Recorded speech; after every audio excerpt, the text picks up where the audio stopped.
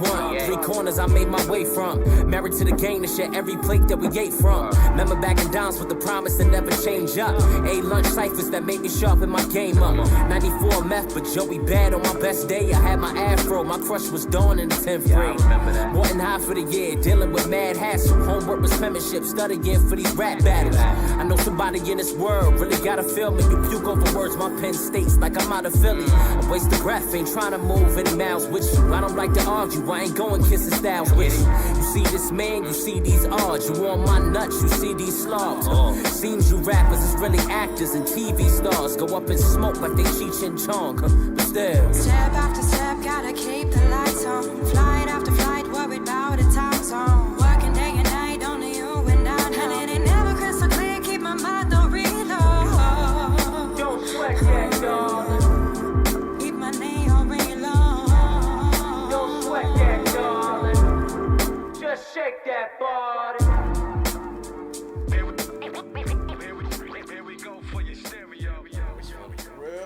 Mexican?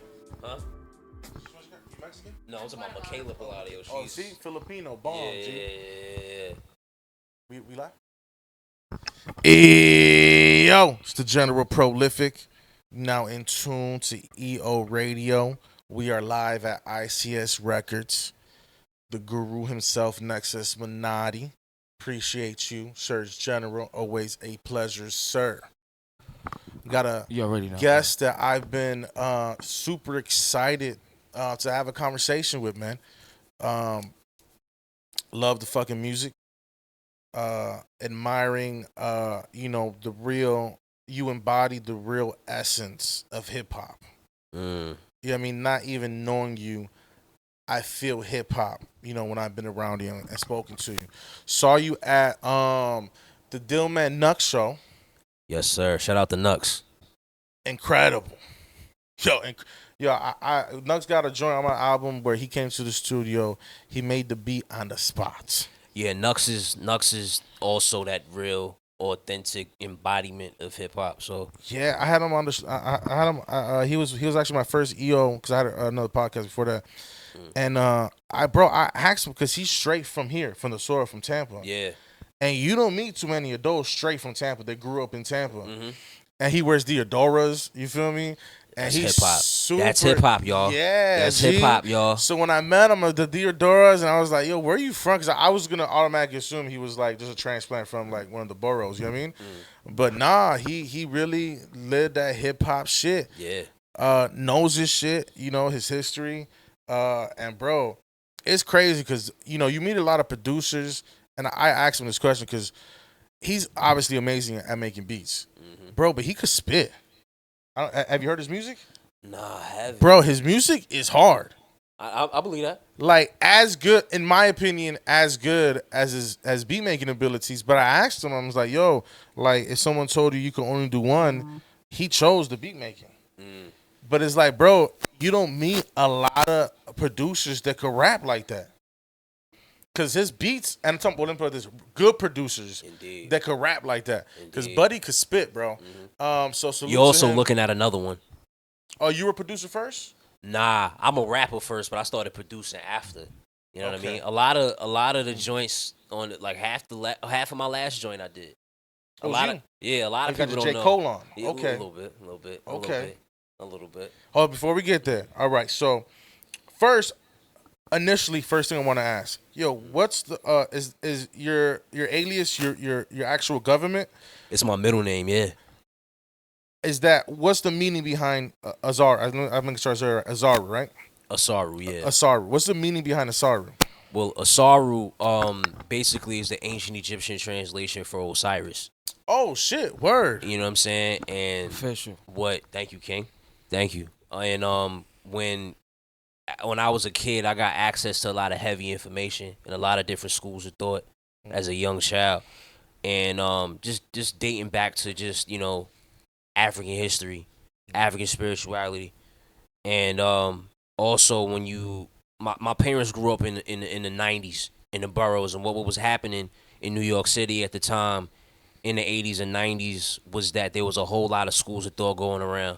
Marcus Garvey, yes, the Marcus Centers, right? yes, Ansar Law, New Wapians, all that. So my parents were heavy underneath, the Nwapian Nation back in the day. And Now, before Zaire, yeah. because because I thought when I'm looking at you, you were like Ethiopian I'm not directly at least. or something like that. Because you give me the Rakim, my son vibes. You feel me?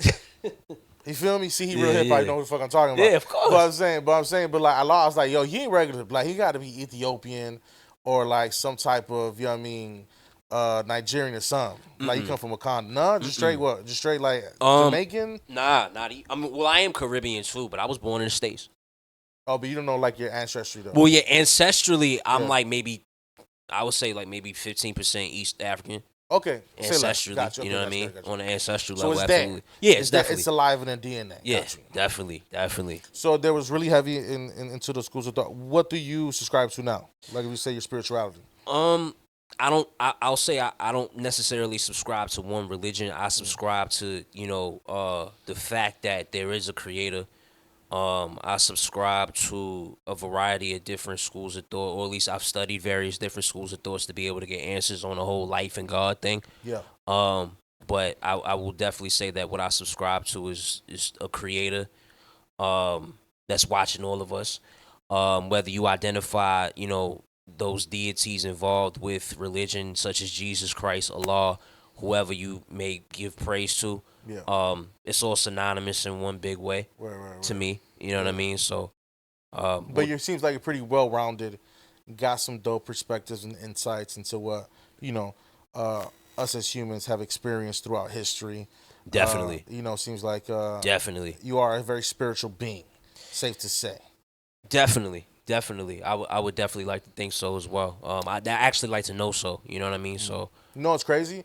Well, there's a Puerto Rican. I'm Puerto Rican by the name of Arturo Schomburg. Now, Arturo Schomburg was a little darker than me in Puerto Rico. What some say mulatto, trigueño in Spanish, right? Taino. And he raised his hand one day in school. It's like third grade, and he asked his teacher, "I don't look like." Because let me break it down. Most people don't realize every Latino country has their blacks and whites. Yes. Puerto Ricans are European, Spaniard, African slave. Yes, Taino. Indian, right?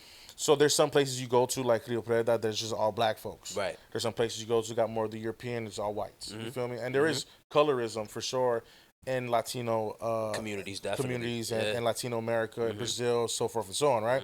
So Arturo Schomburg raised his hand, bro. He's like, yo, I don't look like my classmates. What's my history? The teacher looked at him. Now, mind you, this is fucking back in the day. Right. She's like, your people don't have a history. And that couldn't have been the furthest from the truth. So he said, oh, hold the fuck on, right? Right. So Arturo Schomburg became one of the leading figures in the Harlem Renaissance. If you go to Harlem Library, the public library, he has his own section. And he is one of the leading, in his books, became one of the leading figures in African history and black culture. Just from being told. You don't have a history. Right. And so Puerto Rican, there was a guy by the name of Pedro Ablizu. Don't mean to really, because most people don't realize, like, the African slave trade stopped in the Caribbean first. Yes, it did. So there's more pure African blacks. A lot of the blacks in North America were indigenous black folks. Right, exactly. To not believe the first man didn't create a boat and travel is fucking ridiculous. Right, exactly. You got sculptures in Montana, black faces, Mexico, black faces, so forth and so on, right? So Pedro Ablizu was a lawyer, went to Harvard, graduated first in his class, but because he was a mulatto, they made him take his test after graduation so he wouldn't be the valedictorian. Wow. So Pedro Ablizu graduates Harvard, goes back to Puerto Rico and creates the first nationalist Puerto Rican party. Now he tried to do things right. You feel me? Him being a black Puerto Rican working for the people, like they'll pay him like grains of rice. He was one of them motherfuckers that really cared for the improvement, the betterment of his black and brown people, his country, right? So America didn't like that. And this has all been clarified. It's not like conspiracy theory. They kidnapped him, gave him cancer until he died. Well, that's what anybody that has an innovative idea such as that, especially one to create your own political party and government, they're gonna try to shut that down. We see it all the time. Yes, we see it with Huey Newton. Right, exactly. Malcolm. So because they did that to him, his followers created a terrorist group. And they end up bombing Parliament. They're called the Macheteros. And one of the famous country songs or revolutionary songs that our people made, because we have one star in our flag, the song says in Spanish, our flag doesn't fit, our star doesn't fit in the American flag. It says like 50 states. Right. And it was like and they're trying to make Puerto Rico the 51st. And it was like a war cry. Mm-hmm. But yeah, I just want to like the colorism. But you talk to a lot of Latinos, and they that guy's a Moreno, whatever. But our histories are tied, and you can't untie that shit. No, you can't. You get what I'm saying? No, you can't. And a lot of like black leaders were indeed like Puerto Ricans. And then you had the famous. You ever seen the famous Olympic photo of the niggas like raising up their fists? Yes, of course. Those were Cubans. Mm-hmm. Those are Cuban blacks. You know what I'm saying? Mm-hmm. But yeah, but that whole just higher power knowledge, I always got off you. Obviously, it's in your music. Now, what borough are you from? Bronx, New York, where it all Oh, started. you from the Bronx? If it wasn't for the Bronx, down. Okay. If it wasn't for the Bronx, For this rap hybrid, shit. what area were you in over there? Co-op City. Co-op City. Okay. Co-op okay. City. Dang. So you come straight from. I mean, so obviously growing up is right there. It's right there. It's in a house. And the funny thing is, like, my first introductions to music, it wasn't just hip hop. Like, I grew up. If for anybody listening that's familiar with the boroughs in New York City and the tri-state area, there was a station called WBLS. And Saturday mornings, Sunday mornings, or in the morning period, you might hear old school jams. Like, you know what I mean? Temptation, Spinners, Al Green, Motown, Sound of Philly, Earth, Wind and Fire. Like, I heard all of that in the house early. Like, I'm talking about like 2, 3, 4 years old. I was absorbing all of that. And a lot of the samples and cuts come from that sound. So the blueprint of everything that I became about and the blueprint of hip hop was literally in front of my face too. Beautiful. That's beautiful. You know what I'm saying? Because without that, we don't have the other and so forth. You know, so all of that was in me. But yeah, in the Bronx, it was everywhere. It was in the cars. It was outside. People playing it on the radios. It's just the people driving their cars down the block. This is what you heard. You know what I mean? How did you, all right, being from the Bronx, how did you feel for a while? Now, obviously, you got like Cardi, you got A Boogie with the hoodie. Mm-hmm. But for a while, there's periods, long periods there. I mean, look, man, I'm obviously Fat Joe, Terror Squad all day. You feel me? Yeah, pun. But long periods of times of that borough not having a strong representation in hip hop, how did that make y'all feel? Like I know, obviously on a national scale, Brooklyn always had it. You know the most, Brooklyn and Queens seemingly have the most rappers. You had, 50, all the big time rappers weren't really, you guys didn't really have a strong representation until, more recently. Because I fuck with Don Q too. Well, I think it's always been there. You know what I mean? You have the inception. You know what I mean? As far as how back you want to go far in hip hop, if you want to go back very far, the inception, you have people like Grandmaster Caz, you have people like Melly Mel and the Furious Five, Curtis Blow, who's actually from my neighborhood. Word. You have Basketball, first single to go really, really, really pop. Exactly. Yeah. You know what I mean? And KRS-One, and then you go to the Terror Squad. You have DITC from the, a couple of them from the Bronx. I think Lord Finesse is from the Bronx, if I'm not mistaken. Yeah. Pusha T was born in the Bronx. He just won't claim it. But nah, he gives it a props. They did the joint with Pharrell that was in the Bronx, wasn't there? I'm not sure 100%. But they say they were born in New York though. Yeah. But you feel like he don't give it enough acknowledgement. I haven't. Because you said it with a little too. I was like, he said he don't want to claim it. Nah, I mean, I'm just saying he doesn't claim it. He claims Virginia because that's what his stomping grounds were. That's what his coming of age years was. But even I moved around. You know what I mean? In a sense, like as I went from the Bronx to Georgia to Florida. You know what I mean? So, but I feel like the Bronx always had its representation. I just feel like it may not have been as big as Brooklyn and Queens, but I feel like it's always had its representation throughout the years. You definitely, and being from the Bronx, that's definitely something that you waving. You can let people know. Oh, of course. For sure. Of course. Your voice, definitely won't let anybody forget it, for sure. You know what I'm saying? And it ain't even like I'm trying, like, you know what I'm saying? That's you. No, it's you, yeah. You know what I mean? How did you start, like, and then that's another thing, too, because you being sure in New York, I was like, I wonder how you made it to Tampa. How was the journey to Tampa? Well, the journey to Tampa, you know what I mean? It's a long one even before that. Like, before that, I was in Georgia. I was living in Atlanta. You know what I mean? How before was that, Atlanta was interesting. Give me, all right, so you're how old? 23 going on 24. All right, 23. So you leave the Bronx, go to Atlanta when? I'm 8 going on. 8 years old? Yeah. How long you stood in Atlanta? I was in Atlanta till 12. Okay. Mm-hmm. And then from that point, I moved to South Florida for about a couple years. And then I was in Tampa. I moved to Tampa in like 2014. I've been out here since. Since 2014? Okay, got Yeah. you. Mhm. Got you. All right, so obviously, when did you start like making music like for real? Like when did you start pursuing music? Are you in Tampa? Obviously, I'm assuming. I'm right before. I was right before. I remember. I'll never forget. I was in the 9th grade. I was in South Florida, and Like South Florida, like Broward, yeah, Miami. Broward County. Okay. Yeah, Broward County. And I remember one day, I just started finding out like how to record on my own.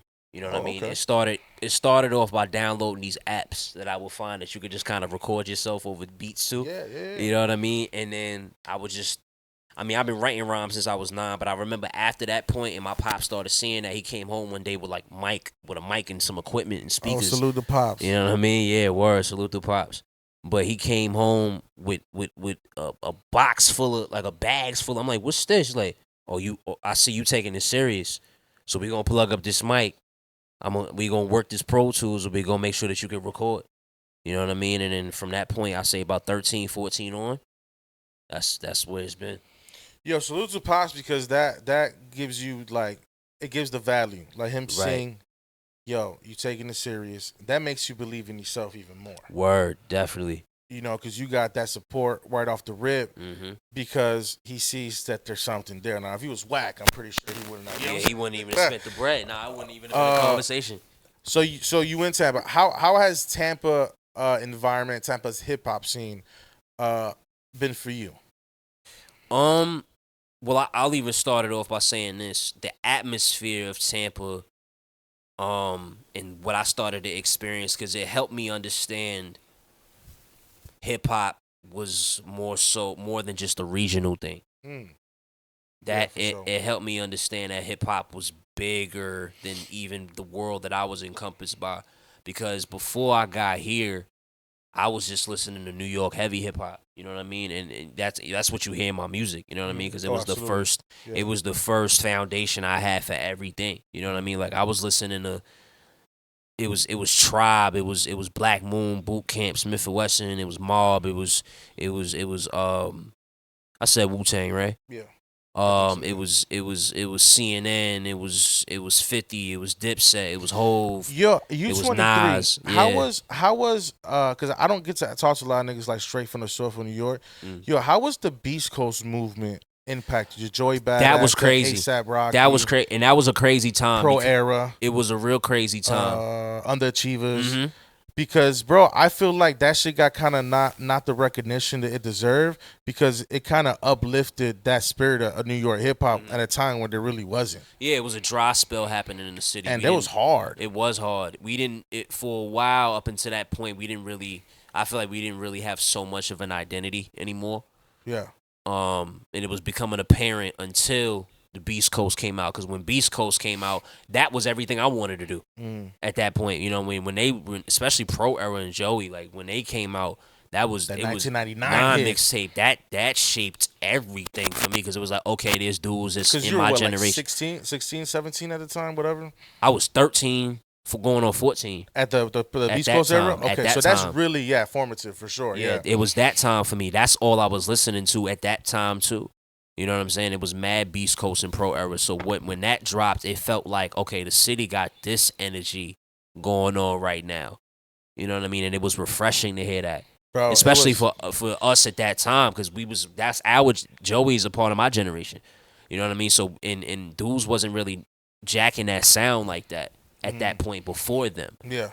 Yeah, because I'm a little older than you. So the really person before them that was really trying to keep that spirit alive when like New York started like not being the center of attention in hip hop, you had he went to jail, but you had Saigon and True Life. Yes. The New York. He kept saying that New York.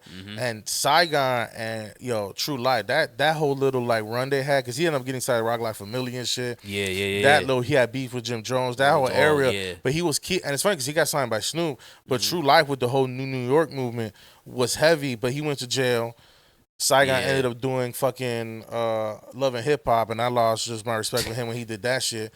But bro, But the Beast Coast, and I'm gonna get, and even if I mention it, they're gonna recognize, like, if I'm talking really like hip hop dudes, they'll recognize like ASAP because ASAP's huge now or whatever. Right. But they don't know Underachievers. They don't know Nope. Flatbush With Zombies. Zombies. They don't know the, you know what I mean, Nope. Bodega Bams and the Bams, Tam yep. Boys and shit. That whole era was ill, and it's funny because Underachievers weren't, you know, technically like New York sounding. Obviously, when you heard their references and like, you know, their voices and shit, but the way they spit, and ASAP had the whole, you know, Houston influence, Yeah, and UGK. then Pro Era, and like it's just that whole just unique, just, and then they had this fashion, Yup. like they represented New York hard, and I Yeah. wish it got with a little bit more national attention. You know, if you knew type shit, bro. Right. But it wasn't as big. But I wish that I was at least would have been able to go to, bro. I wish I would have been able. Well, I still can't technically, but to see a Beast Coast like concert live, that shit would have been dope. Yeah, I even haven't experienced that. But what they did was they created a renaissance for the city. That was necessary because the city didn't have a lot of life at that point. Up until that point, it wasn't a lot of life going on and a lot of energy that we needed as far as that breath of fresh air. And then we didn't get that feeling again until Griselda. Yeah, heavy for sure. You know what I mean? That's when that sound started really coming back into the forefront toward the tail of the last decade. Mm-hmm. You know what I mean? So you come to Tampa, you realize the spirit of hip hop is alive and well here. Mm-hmm. I see you with Sandman. Indeed. Shout out to Sam. How did that relationship, like, how has your development in Tampa has been? Because your name, is spoken on very highly. It's very well respected. You know, when I talk to the people in the scene, and there's always an excitement when you are doing something, when you are performing at a show. You feel me? I went to that joint just to see the joint I met you at. I went just to see you. You feel me? That's love, King. No doubt. Obviously, you support Dillman and Nux, but you were the headliner, and that's what got me to actually get up and go. You feel me? Because I was like, let me go check Holmes out because I hear the buzz. I want to see it for myself. Checked out some joints before I went. But yeah, so obviously Sandman's legend in Tampa. Indeed. College radio, the list goes on. You know his record speaks for himself. How did that relationship build? Well, that relationship formed when I started really just getting out there when I was like 17, 18. Excuse me. I was 17, 18, just going out to the shows and starting to really get involved with what was going on in the scene. And then I got in contact with another artist by the name of Dynasty. Know the name. You know what I'm saying? Know the name. Real great MC, phenomenal MC, one of the best rappers I will say to come from here, even though she's from Queens. You know what I'm saying? But I met her, and me and her had a good rapport, and Sandman was her DJ. Word. You know what I'm saying, at the time, and then through her, she introduced me and my team to Sandman, and then from that point, the relationship just began, and he just stood behind whatever I was doing. Salute. Word. As an OG embracing, the new. I texted you. I saw you on the stage with the Woo after party. Deserve to be up there, and I meant that. You feel me? Thank you. Bro, I wasn't expecting RZA I said this in the last part. I'm gonna say it again. Yeah, bro, facts. I wasn't expecting. Bro, RZA was DJing From, himself. yeah, son. he like from behind with not even looking. He knew where the spot was at and everything. I was like, I was blown. RZA, and then Serge, he's DJing himself, bro. Yeah, It's it was fucking wild. RZA. It was wild. So he came out ill-ass suit. Looking like a giant, like bro. It was that was like in my life one to be able to say I saw RZA.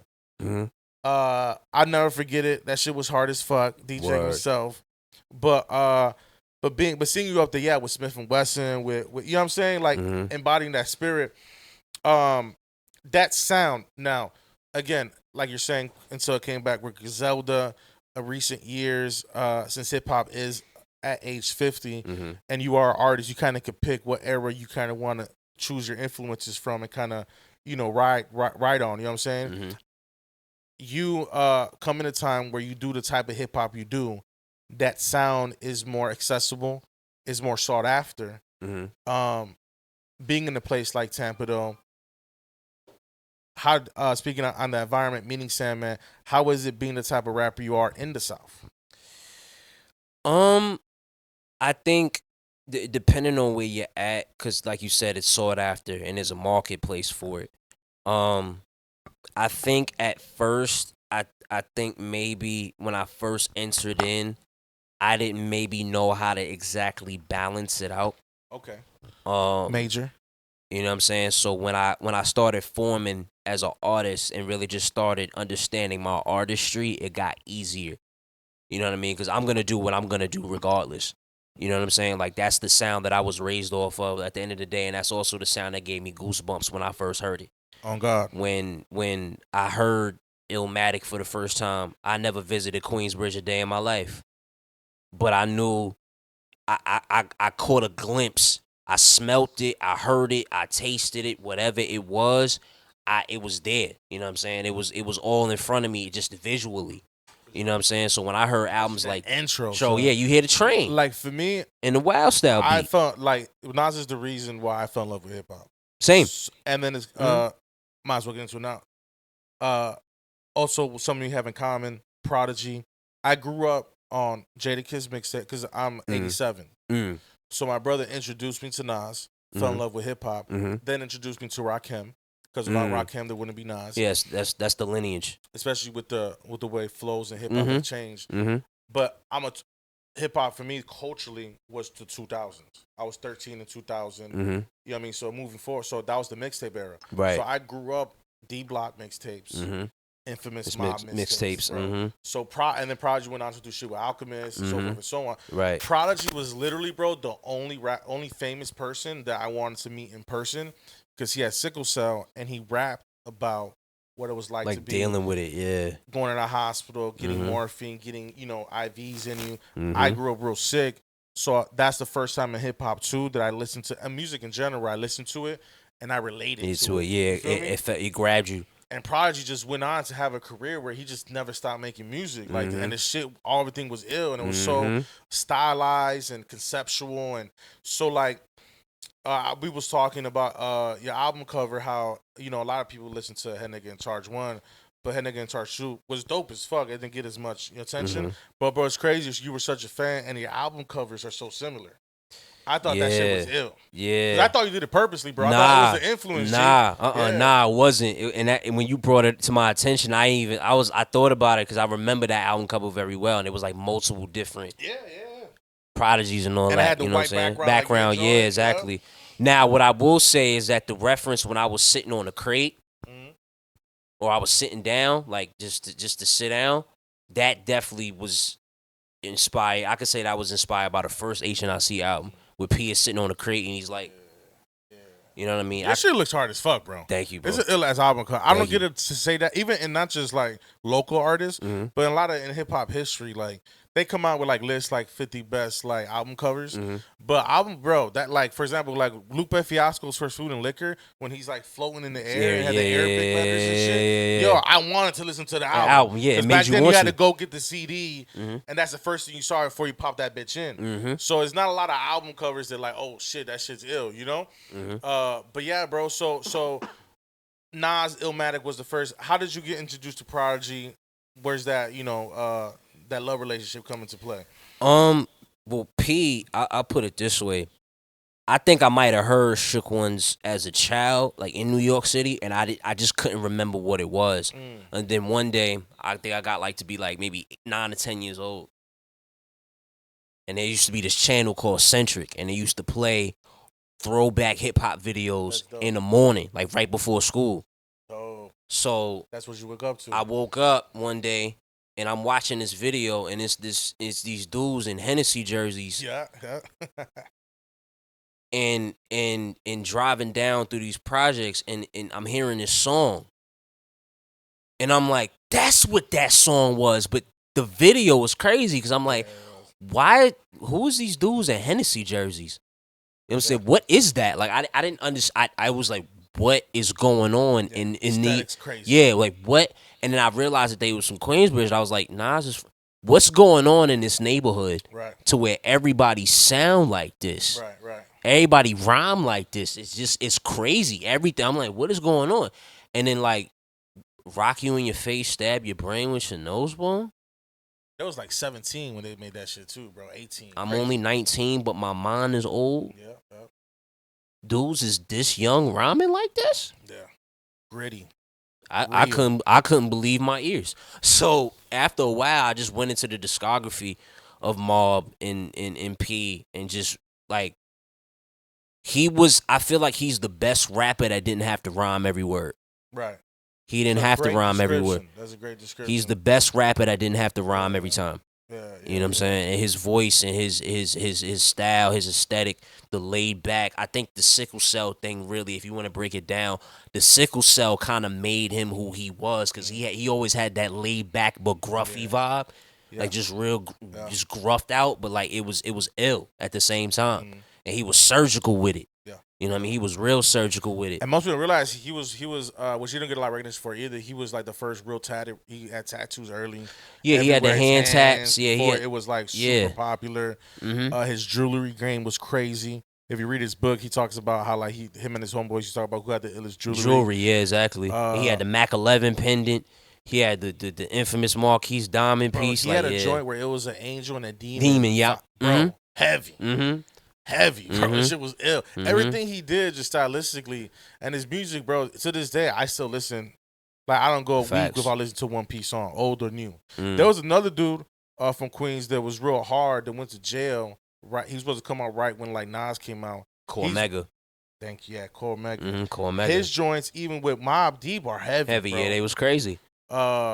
Yeah, dog. He has a joint called, he has a mixtape called True Meaning, but the song True Meaning, like to this day, top 5, one of my favorite hip hop songs ever, bro. I think Cormega also is very innovative for the independent game too, because he was on it very early. His first album, like as an independent artist, was probably one of the most successful independent rap albums that we got. A lot of people don't give Cormega that credit, but he really set it off. Yeah, I'm a big Cormega cheerleader. But what happened with him is that he had a deal the same time. He was supposed to drop literally around the same time Illmatic came out. He ended up doing a bid. Yeah, he went to jail. And when he did the bid, he kind of fell out with the label. So he kind of was forced to do the independent shit just because where he was at. He ended up having beef with Nas for a little bit. Nas dissed him. But Cormega, bro, to this day, I mean, he still dropped mixtape. He be having some ill joints where I'll be like, yo, he still got it. But he's always, bro, when he raps, he always, since I was a kid, was like, it always sounds like he's going to be offbeat, but he's not. Nah, yeah, he catches it. He got that on-beat kilter flow. It's crazy. Yeah. But yeah, that shout out again. Nori came from that era too. Fucking that Queens was hit definitely hit different. So P Nas, give me a couple more. Maybe a surprise, and people might be surprised by who you really like loving hip hop. Damn, yo, I gotta go through a laundry list. Like for me, a lot of people may not, maybe not. I don't know because he's more famous, but bro, I was huge Cudi. Cudi inspired me to this day. How he wrote, how he harmonized, his just creativity, his like just how weird he was in his own way. Cudi was very innovative. I'll say 3 stacks. Okay. Snoop. That surprised me. Snoop, Pac, Nipsey 100%. Yo, that's crazy. Nipsey, I tell people, man, Nipsey always had motion in LA because of who he was. But he did music for a long time. For him to finally get a classic album in 2018, and you've been rapping since 2005, and then died. Yeah. Bro. He finally got that at least he got to experience it, the impact that it made. But it shows like, yo, if you really love this hip hop shit and this is in you, keep doing it. The marathon continues, doing it, bro, because exactly that whole motto and that whole way. Like if he would have stopped, we never would have got that victory lap. Absolutely. And that's a classic piece of hip hop. Absolutely. The album cover classic, the videos were classic. I think that was one of classic. I think that was one of the most important and classic albums that we've gotten in recent history. You know what I'm saying? Victory Lap was very, very, very important. And that's one of those, bro. Again, but we in our era, we don't have. I mean, Good Kid, Mad City, maybe. We don't have a lot of albums that hit like that in like the past 10 years. Like you're saying, like it's crazy because growing up, bro, like Yo, Get Rich or Die Trying came out. You got the CD. Sound like an old head right now, but you went to the crib and you didn't have the internet, bro. You just listened to the music and listen to the whole album over and that album used to last you for years because you homeboys it came wasn't. over. Y'all just listened and talked over bars and metaphors. You had to go to the store to get an feel? album. Like a lot of people, type shit, yeah, bro. like Blockbuster and all that. And if you was old enough back then, the Wiz and all of that type of stuff that I used to hear about, or just being on the corner and then you might have somebody selling a bootleg, but you got it because you wanted to hear it. So now are you like a Rock Marciano, Smoke DZA? Yeah.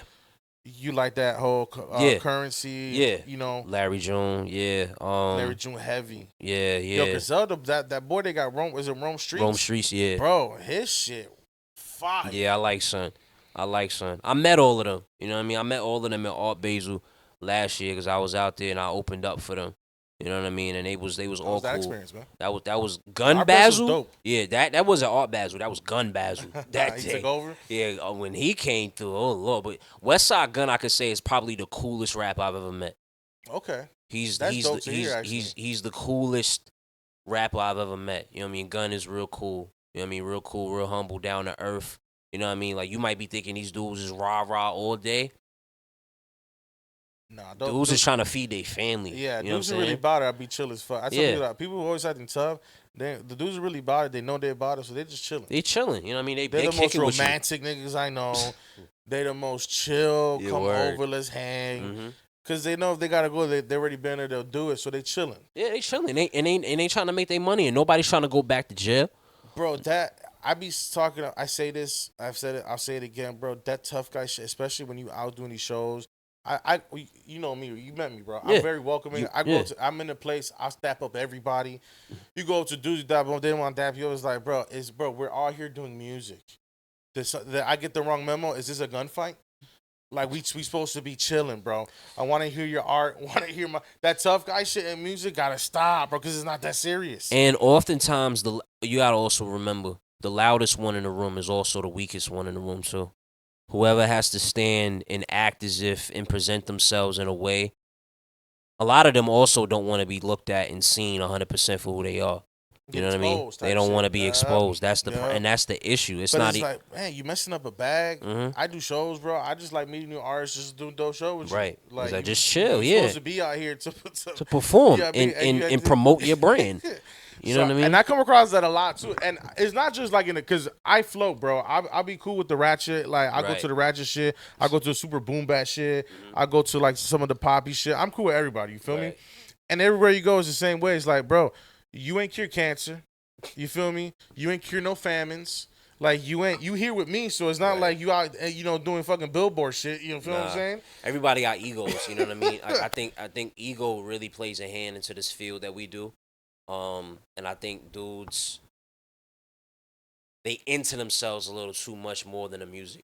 You know what I'm saying? They into themselves. It's not about it. A lot of the times with that, it don't even be about the music. It be trying to prove that I'm this, I'm that, and I live up to these personas, and I'm a real one, and I'm tough, and I'm this, and it ain't even about that. It's about, bro, what are you doing? You know what I mean? What are you doing to make a difference on this planet Earth that we live in? If you're not looking to do that, if that's not on your mind to be able to contribute something to this world that we live in, because this world is bugged out enough, and you want to add on to that bugged out shit, you know what I mean? So great segue, because one of the things I was going to talk to you about was you make a point to have substance in your music.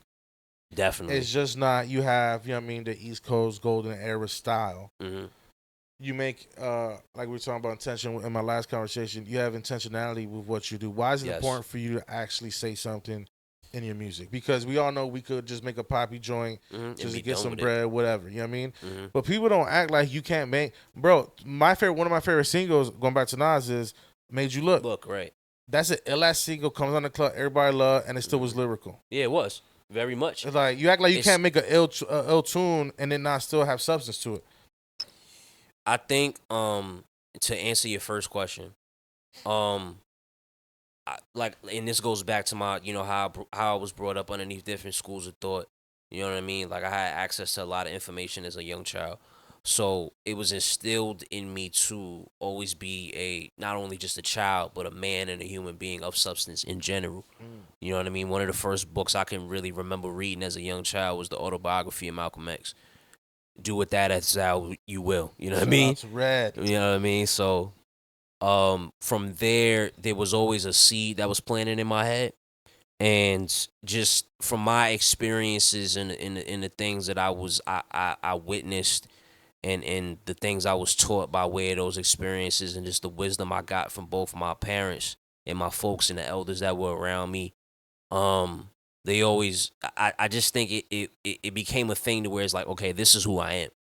You know what I mean? I can't be anything but who I've been this entire time. No compromise. You know what I'm saying? So being intentional is also another thing that I try to practice on a daily basis. You know what I mean? Even in my words, what I decide to write about, what I decide to do for the day, the people I decide to be around, the company I decide to keep, everything. Like it's all, I try to keep intention at the forefront of everything I do. So it's definitely going to bleed into the music because I feel like I just have a lot to say. I have a lot to share. And I want to contribute in a way to be able to make the world as best as I can make it, because I know no one man can change the world by itself. You know what I mean? It's going to take a village of people to do that. Tupac Shakur said it, I may not change the world, but I may spark the brain that eventually does. You know what I mean? And I could say I'm definitely a child of that particular quote. So that's really it. I just want to be able to do my due diligence and do what I have to do on this planet Earth, to be able to provide some sort of insight, and whatever happens from that point is what happens. You know? Yeah, I was gonna have. It's funny because I was gonna have Nux on the pod, and you were performing. He's like, "Yo, I can't make it. I gotta go see Asaru." I was like, "Where?" I respect it. Obviously, you embodying the spirit of hip hop. You come to a place like Tampa, and you birds of a feather fly together. You found those who embody that as well. Right. Someone not from Tampa, seeing a dude like you, just hip hop to the core. Explain to them what is like the scene out here, man. Like, do you feel like it's thriving? Are you optimistic about the future? Do you like what you see? Do you like what you're a part of? Give us like, if I'm not from here, give me some insight on what hip hop scene's like in Tampa.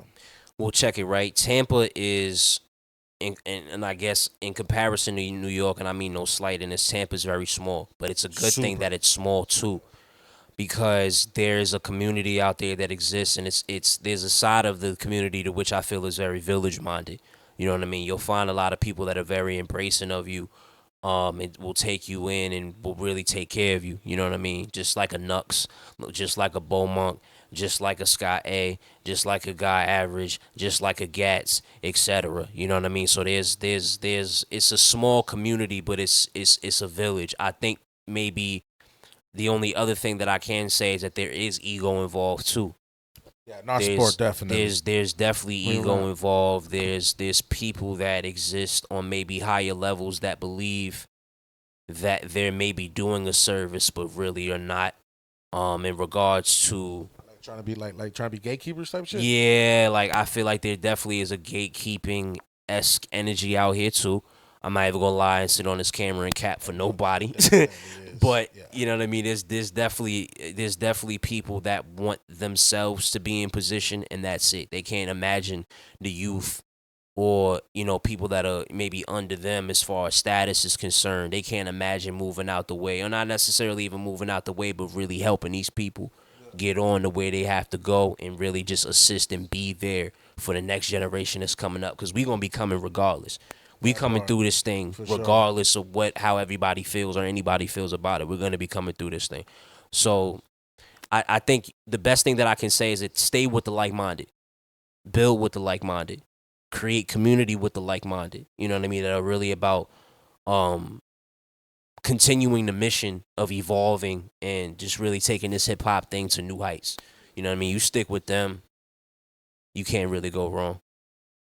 Yeah, I do music too, so I want to been involved in the scene. I did music before when I was younger professionally. I had a band I toured and all that shit, but it wasn't the hip hop community. It was different. It was a different scene. Right. I've been doing it for a year now. I definitely felt that gatekeeper thing, but I was like, I mean, to me, I'm a community just to add on to what you're saying, I'm a very community-minded person. Right. You feel me? I'm a little older, got a little bread that I could afford to spend. So to me, it's like, bro, a lot of y'all don't treat the artists right. A lot of y'all don't pay the artists. Nope. It's one of the first conversations we had. So I'm like, look, I don't really need anyone. Like, I just do my own fucking show. Yeah. Church. I'll get the dopest DJ because they fuck with me. I'll get the dopest host. And I'll handpick the acts that I think the people should see. And do it yourself. I'll rent a venue. I don't really need like your little check or your stamp or your cosign. Yeah. Now, don't get me wrong. I'm cool with a lot of niggas that are gatekeepers. Right. And I respect what they've done because it does take time to, have your position in the city. God bless you. I hope you keep succeeding. Absolutely. But just because you succeed don't mean I can't succeed. Right. And there's a thing in our communities, bro, that especially in hip-hop minorities, that like, if you win, I can't win. There's enough to go around. Bro, Universal ain't scared of running around with pop stars. Nope. They ain't scared of running around boy bands. Nope. They honor their artists as they get older. They still tour. We're the only community that says you wash after 30 40, or whatever the case may be. And it's like, bro, we 50 years old now. I got the internet.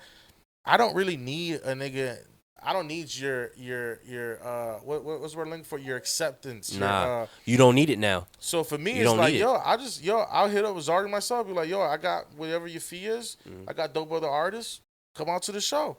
He comes out. We have a dope show. God bless it. You know what I mean? I don't need to hold over him. I don't need to say, I did. No, we haven't. I want a dope. Like, the reason I put on my own shows, bro, is because I pick the people that I just want to see. Right. And because I could throw an event. It's that simple. Then I just pick the people. I don't want to go to a show that has 30 artists, and then I don't got time for all that shit, bro. You know what I mean? These niggas out here don't pay the artists. They want to exploit the artists. Then you be mad at me all you want. You feel what I'm saying? But bro, nah, you're not. And if I talk shit about that, then I shouldn't do it. So I don't. You know what I'm saying? Yeah. But I'm Lead 'em by loving example. what I'm seeing, bro. You feel what I'm saying? I love that I can have a Nico Sweet, a Vern Senior, hopefully a Zaru, you know what I mean? My Rich whoever it is, and it's a vibe, bro. Word. You get 3, 4, 5 good artists that can bring out a crowd, get a dope DJ. You have a fucking good time. I don't care about ego. I don't care about who's better. I don't care about. I'm here for a good time. You know what I mean? A good so show. that gatekeeper shit's real. It's unfortunate, but the beauty of it, as you're saying, stay around like-minded people. Right. We keep the spirit of hip-hop alive. We give a perspective and authenticity when people do come out to these shows. You know what I mean? Right. When I tell someone about you, I'm proud that, this nigga is somebody that you could go see in Tampa. You know what I mean? When I talk about a Nico Sweet, I'll be like, you have to go listen to Nico. I don't care if I'm the show. I don't care if I'm even there. Go see her because she's ill as fuck. Especially on that stage. Having to follow her is a task. You got to be on your money. Like, she opened up for me on my album release. You know what I'm saying? And it was like watching her made me go like, I got to Madeira to this show now. You know what I mean? Like, bro, I got to go crazy on this show now. You know what I mean? So, and then having, bro, you got, bro. And Vern, shout out to Vern. He opened up for my show too. That's my boy. Incredible artist. Definitely. I really hope. I don't know, buddy, but I really, really hope the Gats blows the fuck up. Word. Shout out to my brother. Is hard as fuck. Shout out to my brother. His videos, his love for film and how he does his videos. Like, these are super artistic. Shout out to Lil Zay. Hold on, before you get to that point, I also have to shout out Gats because Gats has definitely been an older brother figure of mine. That's ill. In the scene. You know what I mean? Like, I remember when he had the Drop City Collective project going on, and he brought in a lot of the Tampa artists. And at that point, that's the first time I really met a lot of them. You know what I mean? I met a lot of people just doing that, and he's always just stayed in contact. And also just been like a valuable leader. Yeah, even when he speaks, like, his philosophy. He's brilliant. He's a brilliant mind. He's a very brilliant mind. I hope to meet him one day. I'll just have not even a podcast, just have a convo, because I think he's like, I respect artistry, bro. And to have all these artists coming from the city and Tampa not getting it. Miami had his run, Broward had his run, Jacksonville had his shine. You know, shout out to Orlando, Dave and the Grave, and all them boys just doing their thing over there. But there's so much talent in Tampa. Yes, like I was saying, young homie, Lil Zay. You never heard of Lil Zay? Go check Lil Zay out. Serena. Yes. Super hard. Dope. Yes. Jay Brown. I mean, Jay the list, Brown, you my feel me? brother.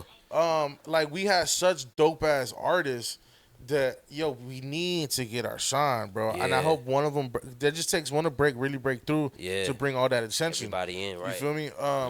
But I'm personally just being a curator, just being someone who does shit like this, that just loves the culture.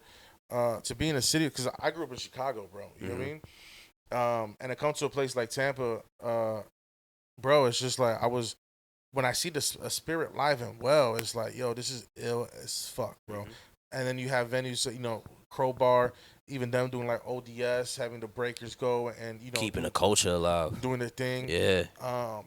People like K3 to do shuffle.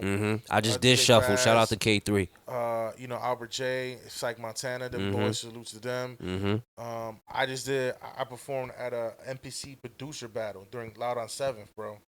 Never seen a MPC producer battle before in the city. Never. Jay Wiz, salute to you for putting that on. But the culture, bro, you know what I'm saying? Like, it's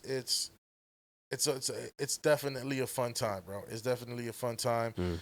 So Dynasty, is Sandman like your official DJ? Yeah, 100%. To be able to say that, it's pretty fucking dope. It's a blessing. It's a blessing. You know what I mean? Because that's hip hop pretty at its dope. core. Right there. That's ill. Again, never met, but I was gonna say what's up someone after the after party, but I had to work the next day. It was like 4 a.m. You feel me? Yo, that shit's ill that Serge does. That's like I don't know what to expect. But first of all, seeing Serge to Gabe Nas' first verse, crazy. I wanted just to hug him. You know what I mean? Right. I didn't, but crazy, but I wanted to. You know? Right. And other things that he's done in hip hop, to see him do that at whatever once a month at the Hard Rock, and then play the songs, have people play along, and yo, that shit was ill as fuck, bro. Word. That was and then was Sandman hip-hop. DJing, Yeah. credible DJ. What's next for you, my man? What's in the works that you can't share? You know what I'm saying? Yeah, definitely. I could definitely share a lot. You know what I mean? There's definitely a lot more music coming out. There's gonna be a 3-pack coming out before the end of this year. I'm working on a couple projects in between that. You know what I mean? Linking up with a few producers out here. Also in Seems like Nux is one of them.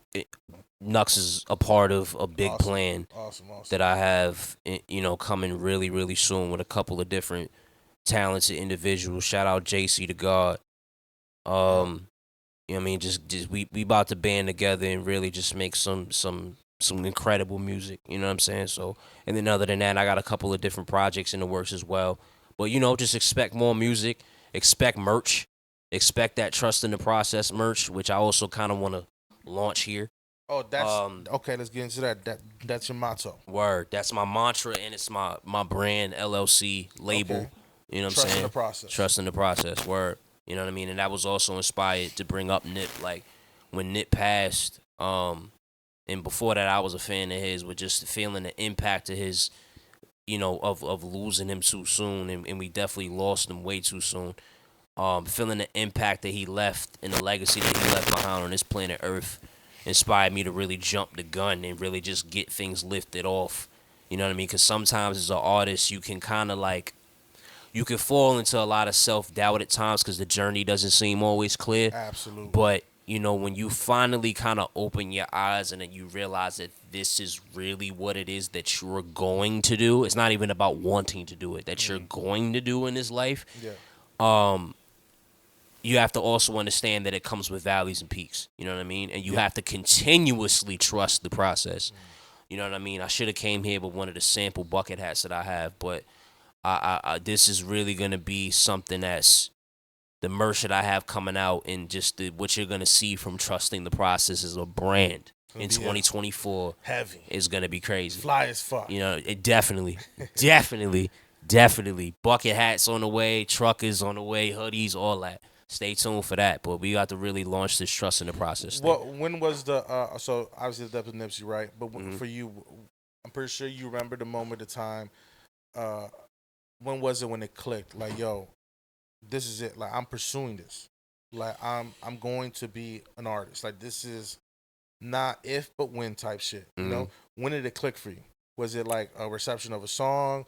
Was it where you was at in life? Was it just, yo, I'm gonna jump out the window because I love this much? Was it like, because I'll tell you this much.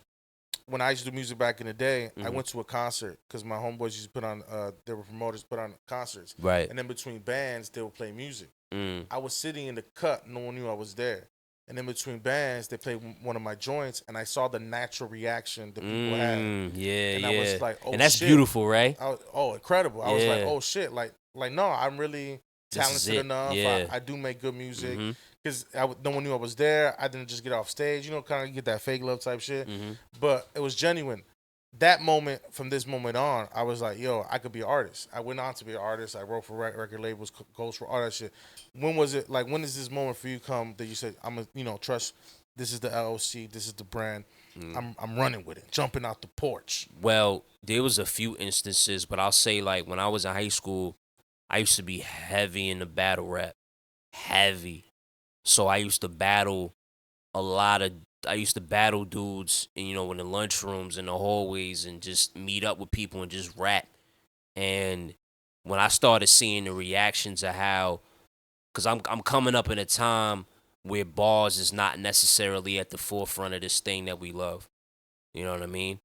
But I was coming with that style regardless of what anybody was going to tell me, because Yes, that's sir. what I loved. That's right. That's what I personally love. So when I started rapping for my homies and around the homies, and they were gassing it, and then I would get a reaction from battling people in the hallway, and they going crazy. Right. And then just starting to go to shows and seeing people's reactions, people's faces scrunching up.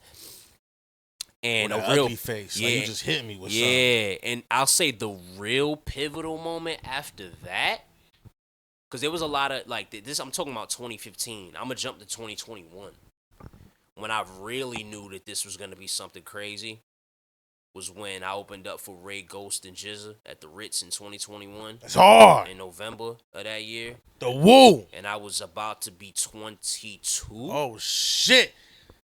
I was just about to be 22. Yo, hold on. That's hard as fuck. Yo, he entered the gates of hip-hop through Shaolin. You understand what I'm saying? Word up. But when I saw that was the first time I ever performed in front of 1,000 people. And when I saw the crowd's reaction, because I did a joint called Offline that had been out maybe years before that. And Give me something from it. Give me the first couple bars you remember. How that shit start? I ain't trying to hear about the hoes in your DM. I ain't trying to hear about your problems with your BM, or how you stay stunting top down when your BMW, the trouble you be bringing, you can keep them. But I sampled a classic. BMW line was heavy. Appreciate that, King. But yeah, I sampled a joint from Wu-Tang first album. And I said, we're going to perform that record at the show. And before the verse even comes on, you're going to go, from Tampa to Shaolin, we on a swarm. From Tampa to Shaolin, we on a swarm. Clever. I did that, and I had the whole night. Clever. That was it. That was it. I had the whole night. You know what I'm saying? And that's when I believed. Yo, you can have ill lines, you can have dope music, but if you don't have the showmanship, see how the showmanship broke that ice. Yeah, exactly. And then after that, from that point, that it felt like that was the first time it felt like I knew I was in front of 1,000 people, but it felt like I was by myself in the entire beautiful stadium. feeling. As an artist, beautiful feeling. It felt like I was just by myself the whole time, and I was just in a zone. And then from that point, when I saw the reaction, Super Saiyans, like when that happened, it was a wrap after that, and I knew it was like, this is only a matter of time. This is only a matter of time, but this is it right here. My mother was there, and that was the first time my mother went to any of my shows. That's hard. That was the first show my mother went to. You know what I mean? She got to see her son perform in front of 1,000 people like that. No, and this is not mean. Look, I don't act like I'm real close, because I'm not. You know what I mean?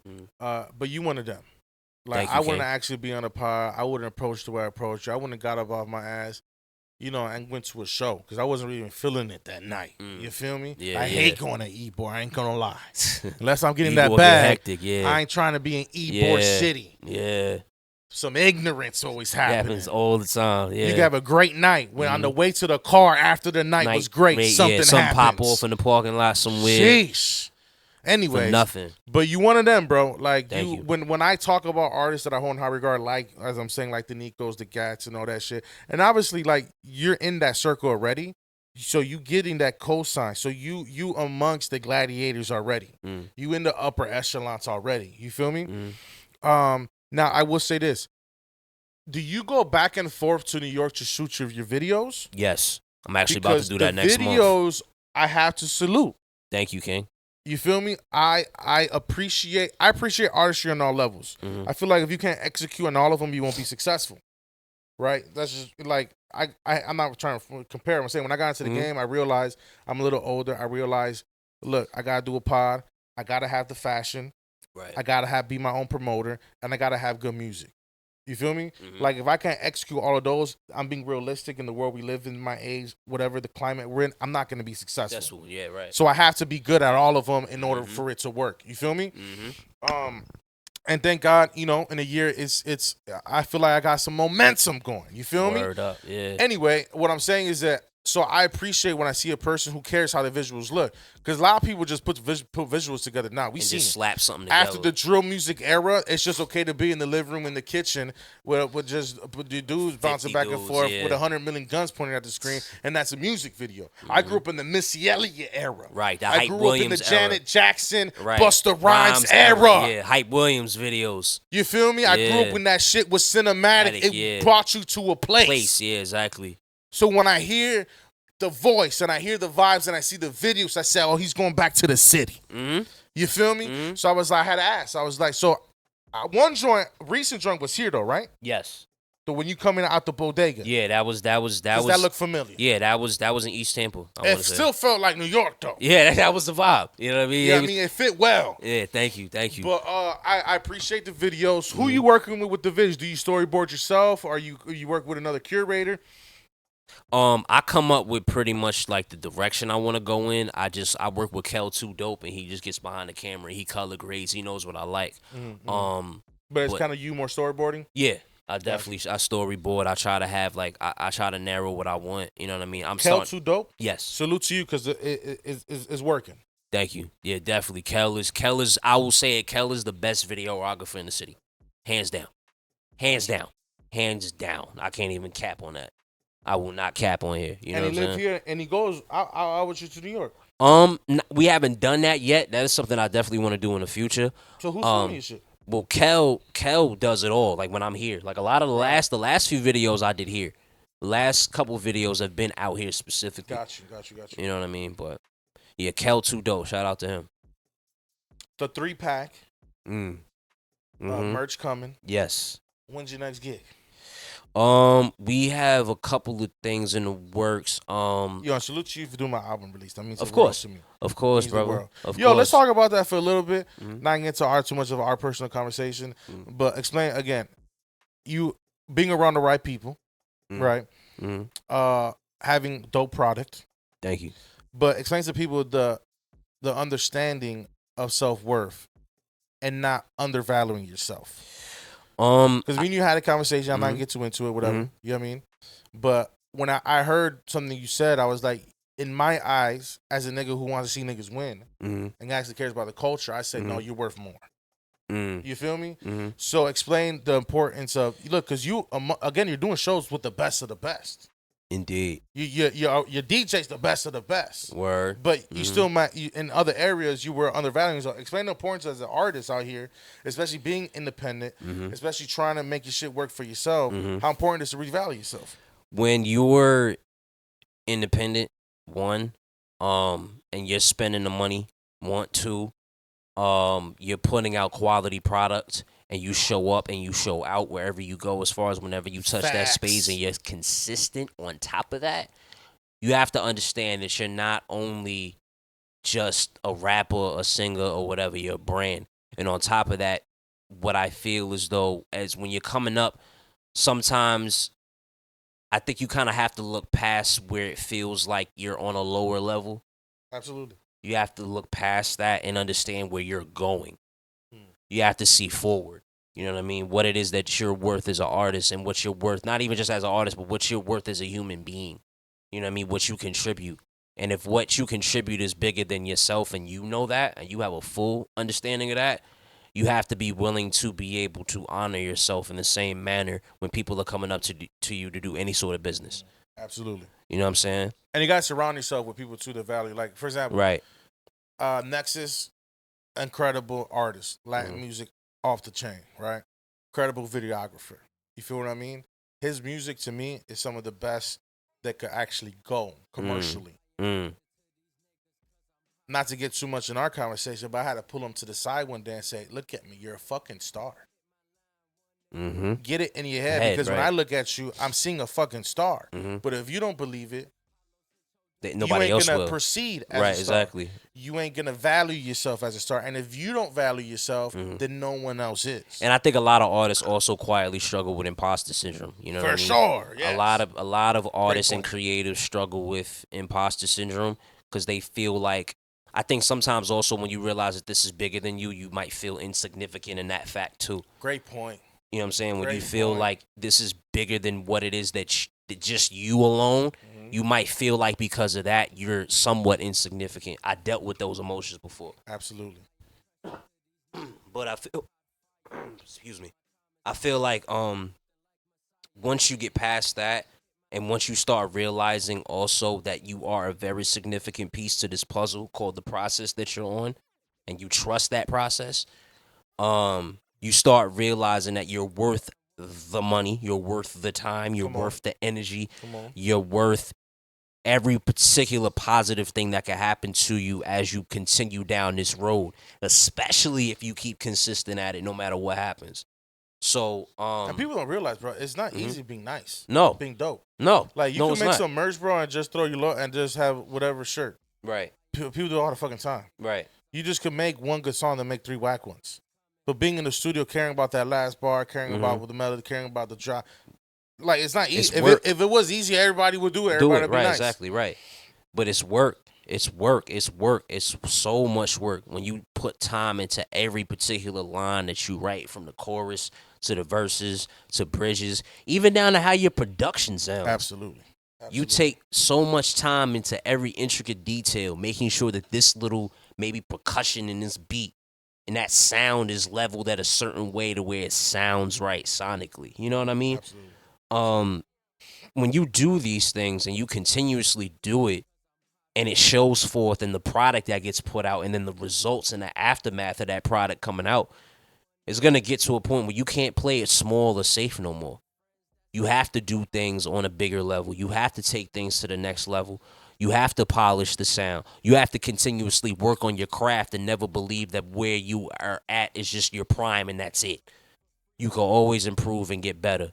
The craft should be the first thing that you particularly hone at a consistent level.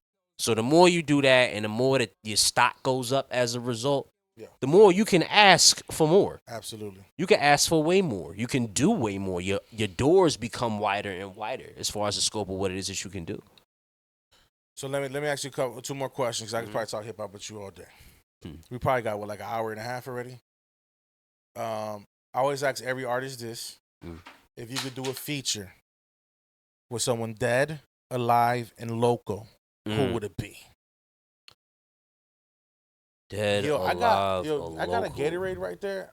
Pass me that Gatorade, because I just poured it into my drink, bro. I know you're probably thirsty. You want to hit this, dog. I didn't touch it with my mouth. Nah, I'm good, bro. Nah, I'm good. Thank you, though. Thank you, though. You a little parched. My fault. I had a water for you. All good. All good. Word? Yeah. Okay, let's see that. I'll take that. Thank you. Oh, that shit ain't even open. Thank you, mamas. Oh, God is great. Right, God's great all the time. That's like manna from heaven. Yeah, it just for real. appeared. Yeah, Spot. It spawned. God you know loves what I mean? you. You feel me? Indeed. But nah, damn. Dead alive. Yeah. Local. Dead, Marvin Gaye. Hard. Alive. Yo, you know how Marvin Gaye died, bro? I mean, it's interrupt you. So, well, his father shot him. G. His father shot him. Yikes. His father shot him. Just saying, that's a little rough way to go. Yeah, that's crazy. That's very sad. But Marvin left behind a great amount of music. So, Beanie Game heavy. Indeed. First on the Beanie thing, by the way, probably. But alive, Sade. That's dope. Sade. Local, Gats, Guy Average. Me and Jay Brown already got one that's coming actually on this bro, 3-pack. I wanted to go to that Hooch and Hive show, that Gats show. I saw you and Jay Brown on the stage. We actually premiered that. Yeah, we premiered that record. I missed it. How to work. I'm gonna put it out there. All Seasons is a classic. That's the record that we got coming on this 3-pack. It's that real hip hop vibe, that super real hip hop vibe. You know what I mean? A lot of artists, man. C. Renee, we still ain't get one. I don't know why we ain't get one, but we ain't get one when we need one. Fresh P. Yeah, she's a singer. She's a very, very, very great singer. Fresh P. A lot. Nico Sweet, we still need one. Vern, we need one. You know what I mean? It's a lot of different artists. Vern joint would be ill. Yeah, man. I'm waiting on that, Vern. You got to holla at me, man. But yeah, that'd be dope. His last shit he released, little video was walking ill. through the mall. Yeah, that vibe was it was ill. Yeah, it was dope. ill. Actually, his last project dropped on Illsboro too. Mm-hmm. But were you on Illsboro? I'm partners with Illsboro. For real? That's what's up. I'm partners with Illsboro. Indeed. But I would say those are some of them for sure, definitely. I gotta ask you this because it seems like you've seen a lot of ill people already. Yo, who's someone you haven't seen live you want to see? Damn. I wasn't even planning on asking that, but it seems like you've seen some ill acts. I ain't see the Fugees yet, but I know they coming to Tampa in December. That's dope. I didn't know they was coming. That's see Lauryn Hill be that's what's up. Yeah. You know, I ain't see. Of course, Wyclef and them, but definitely. Yo, you know, homie, was like in a big conspiracy. The third one, Prize, yeah, I heard with like that. some China shit. They almost put his ass in on Tom and Obey. Man, that shit crazy. Mm-hmm. I think there's still a case with that, but ooh man, No, that's pretty ill though. Seen the food? I didn't know be ill to see the Fugees. Yeah, man. Again, I didn't get a chance to see Prodigy. I did not either. Mobb Deep would have been dope. I did not either. Mobb You know what I Deep mean? would've been super That'd been heavy. ill. I would still go see Have. I mean, just to show that love, you know. Mm-hmm. But Erykah Badu, I ain't see Erykah Badu live. Erykah Badu was the first time in my life. It was there's a music festival in Chicago called Lollapalooza, right? Mm-hmm. So as a kid in Chicago, we would go sneak in 12, 13, like ride the train from the hood and go downtown. Mm-hmm. You right? She's coming. She just had performed, and she's coming out. She had the fro. I know Erykah Badu got colored eyes. Yeah, Bro, she looked at me and captured and raptured my soul, my guy. I hear that. I hear And not that to was look the in her eyes. first time in my life. You know how like girls have like boy band moments where they go, oh, getting and shit? That's the first time in my life a woman like, touched me. You feel me? Without touching me. Right. You know what I'm saying? The slow-mo hair and everything. Yeah. She was a goddess. Mm-hmm. She is a goddess. Her daughter looks just like her. It's fucking crazy. Yeah, Puma looked just like her. But Erykah Badu, bro, first of all, she got a kid with 3 Stacks and Jay Electronica. That's crazy. She's a part of hip-hop history. Yeah, she got She some. destroyed Common when she dated him. Common Chicago. You feel me? We was praying for you during that era, as everybody was. If people don't know, Common dated Erykah Badu, and he was wearing shit he sold himself. It was wild. Common's my top 5 favorite MCs of all time. Common is not all time, but my personal Common is that you know what I mean. Common is one of them ones. He's an it's crazy. alien level rap talent. You know another what I one mean? never fell off. Every time he does something, the shit fire. He could do something right now, the shit would be fire. He coming out with an album with Pete Rock apparently that Pete Rock? I'm looking forward to hearing. Yeah, That's legendary. you know what I mean? Because he went away for a while, and then he connected with Kanye and did the Go album, and that shit like resurrected his career. Yeah, it did. Incredible, bro. See him and John Wick, the boy's a legend. Anyway, Mm-hmm. yeah. But she dated him, and he was doing some wild shit. But for Erykah Badu, I'll do some wild shit too. You heard? Shit, you know what I mean? She told me to anyway, but yeah. Bro. So, bro, super excited to see the rise continue. Looking forward for the merch. I love being around niggas like you because I could talk hip hop for real. Mm-hmm. You feel me? Likewise. And to see you in the city, being able to, have a night, whatever weekend is, be like, yo, I'm gonna go listen to some dope hip hop. See you on that stage. Like me, bro, again, like I said, bro, I wish I was at that gas show. Like that hurt I wasn't there. You know what I mean? Because I wanted to capture that moment. It's all good, Ken. You was there in spirit. But you know what I mean? But like, it's dope to be able to say, yo, I could go see Nico Sweet, I could go see a Vern. Bro, it's just, I feel like there's a renaissance going on right now. And there's so much other artists that people don't even know. Because I walk in different circles. Like, there's this female called Ree Baby. I know, I'm familiar. Yeah, Ree Baby, super dope. She's not doing shit with Preem. I guess that little circle, whatever. But I saw her like when doing just regular shows in front of nobody. You feel me? And her Florida, baby shit popping off like crazy. But to see the hip hop scene is dope. To see you as being one of the generals, the people holding the torch right now. I'm very proud to be able, go listen to my nigga shit real quick. You feel me? It's love, man. And looking forward to see you at the show I'm putting together. That means a lot again. Indeed. Looking forward to hear this new music. I pride myself.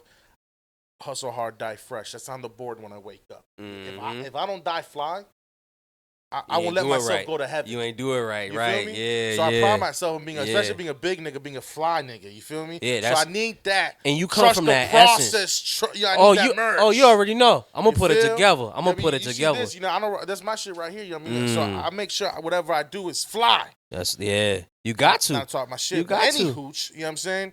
But bro, it was a blessing talking, conversating. Likewise. Hope to do it soon. Thank you for having me. And yo, man, salute to everything you got going on, man. Like, bro, honestly, bro, I didn't know you was only 24, bro. Like when you say you was 24, kind of blew me. I'm not gonna hold you. A lot of people get the. I was like, because you hold yourself and you're very mature.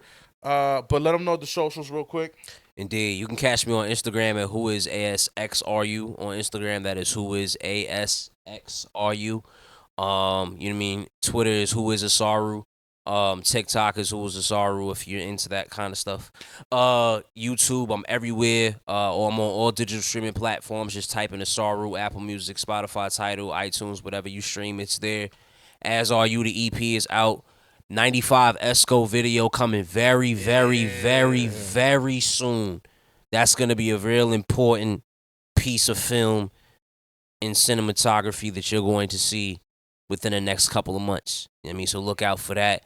You know what I mean? We going back up top for that in a minute. But we here, man. Trust in the process. Hillsboro, we here. My man Prolific, thank you for having me, my good sir. Absolutely. You already know the deal. It's love, always family. You know that. Love, my God. You know salute to Nexus Minotti. We are ICS Records. You need any recording done, any video done, affordable prices. He gets busy. He gets it done. Salute Surge General, Flow Higher Radio. Yo, I see you doing your blunt, what is it? Blunt sessions. I see you still active. All the trials and tribulation ain't stop you. That's the inspiration, so I fuck with it. Keep doing your thing, Surge. Salute to all my Eternals. Mello. DFT. Just dropped. Nexus Minotti. Yo, my man's EO, Eternal Orders, my organization. Yeah. That's why they call me the General. My man Mello, about 22, 23. Got the 90s golden era spirit. Just released DFT. A single he just dropped. He just dropped the vid for the visuals. Nexus Minotti did his thing with that one. Go check that out. I was looking at it. I made a cameo. I was looking handsome. Salute to Oakland Mike. All my risk takers. Love y'all niggas always, man. Yo.